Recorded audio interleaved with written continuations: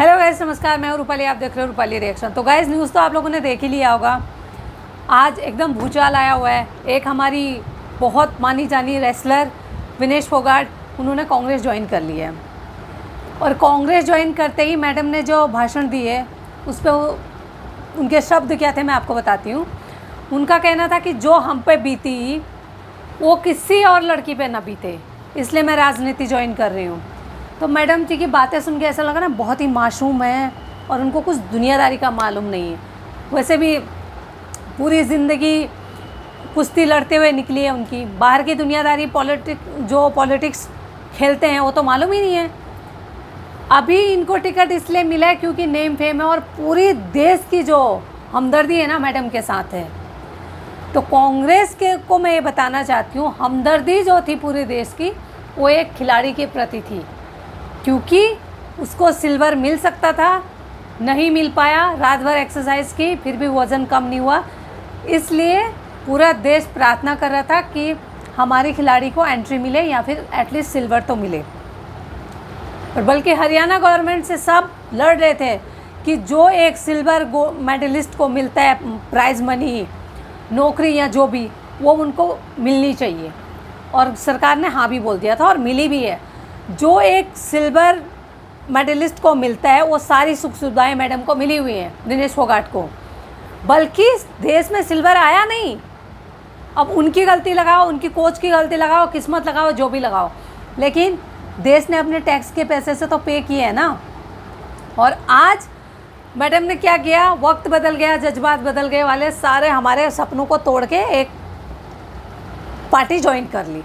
तो अब as a खिलाड़ी साइड में रखो, अब रोस्ट करते हैं एक नेता की तरह, सीधे फ्रंट टू फ्रंट। तो एक नेता की तरह वो बात करेंगे तो गाली भी खानी पड़ेगी अगर काम नहीं होगा तो भाई आप नेता हो, वोट मांगने आए हो, हम आपको वोट दे रहे हैं, आपने काम नहीं किया तो फिर सुनना पड़ेगा ना। फिर देश की बेटी वाला गेम नहीं चलेगा। सेकेंड थिंग, इन लोगों का है फैमिली मैटर, मतलब इनके ताऊ जी जो विनीता फोगाट, गीता फोगाट है, उनके चाचा की लड़की है विनेश फोगाट। तो भाई इन लोगों की ना फैमिली में कुछ चल रहा है बहुत टाइम से। आपने नोटिस किया होगा जब वहाँ से मैडम ने एक्स पे एक लंबा चौड़ा लेटर लिखा था अपनी माँ को, सारे रिश्तेदारों को, सबको, अपने दोस्तों को, सबको धन्यवाद। लेकिन अपने बड़े पापा को एक शब्द नहीं बोली कि बड़े पापा आपका भी मेरी ज़िंदगी में योगदान है, बल्कि रिटायर ले रही थी। वो चाहती तो उसके बड़े पापा ही तो थे यार। इससे पता चलती है इंसान की सोच। अपने बड़े पापा को धन्यवाद ही बोल देती कि जो भी मैं आपसे सीखी या आपसे प्रेरित हुई, क्योंकि स्टार्ट तो उन्होंने किया था, लेकिन उनके बारे में लिखना उसने ज़रूरी नहीं समझा। मैं इसलिए बता रही हूँ क्योंकि एक खिलाड़ी की तरह बहुत इज्जत दे दी हमने, अब एक नेता की तरह बात करते हैं। और जहाँ मैडम ने बोला कि कांग्रेस में ना औरतों को इज्जत मिलती है, तो मैडम आपको मालूम ही नहीं, आप पहले चेक कीजिए कितने औरतों ने कांग्रेस में इज्जत नहीं मिलने की वजह से दूसरी पार्टियां ज्वाइन की है। साफ उन्होंने इल्ज़ाम लगाया कि भाई हमारी बात सुनी नहीं जाती है, औरतों की बात सुनी नहीं जाती है, मेरे साथ बदतमीजी हुई। एक प्रियंका नाम है, प्रियंका चतुर्वेदी, पता नहीं उनका पूरा नाम क्या है, मुझे नहीं मालूम, शिवसेना में वो प्रवक्ता हैं। और एक ने की है बीजेपी ज्वाइन, राधिका कुछ तो नाम है उनका। तो आप उनसे एक्सपीरियंस पूछ लीजिए, उनकी भी बातें सुन लीजिए, उन्होंने क्यों छोड़ा कांग्रेस। अगर कांग्रेस इतनी अच्छी पार्टी थी तो क्यों छोड़ी।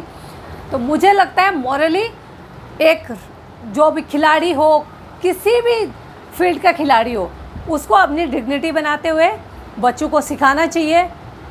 आप अपना कुछ और कीजिए, ये गंदी पॉलिटिक्स में कूद के फिर आपको भी गाली खानी पड़ेगी। अब तक आप देश की बेटी थी, अब आप एक नेता हैं, तो आपको एकदम कड़े लहजे में, एकदम तर्क भाषा में आपको एक नेता की तरह बात सुननी पड़ेगी। तो आपका जर्नी शुभ हो। उम्मीद करती हूँ आप अब ये गेम नहीं खेलेंगे कि बेटियों के साथ अच्छा बुरा हुआ, बेटियों के साथ बुरा हुआ। अब ये आपके हाथ में है कि आपके हरियाणा में बेटियों के साथ कितना अच्छा होता है। आप अगर मेरी राय से सहमत है तो प्लीज़ लाइक कीजिए, शेयर कीजिए, सब्सक्राइब कीजिए। Thank you guys, thank you.